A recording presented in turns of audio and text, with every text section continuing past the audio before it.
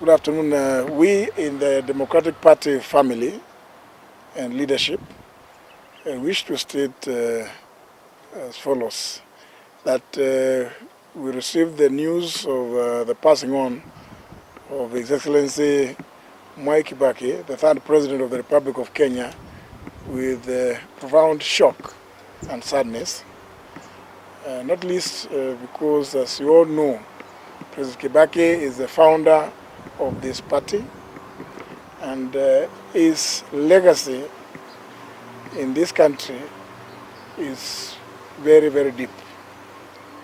We appreciate, for instance, his great contribution towards the socioeconomic prowess and progress of this country, whom, as perhaps many Kenyans may not know, was the longest serving legislator who served beyond 5 decades uninterrupted. During that time, President Kibaki taught people of this country and of the region great lessons.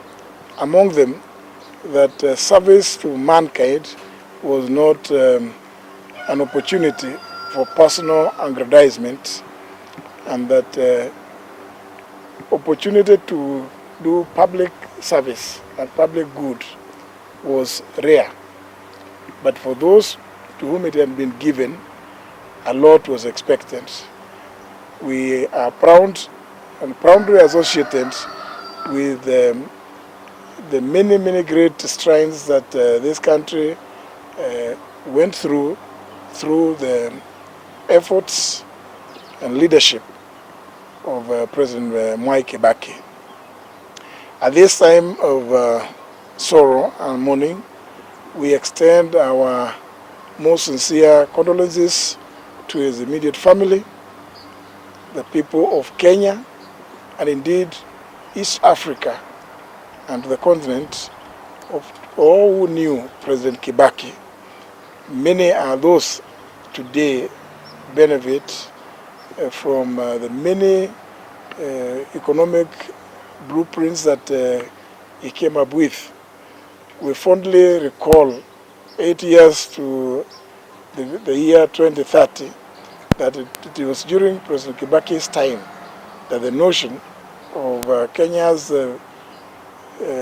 long-term and short medium-term vision 2030, was promulgated.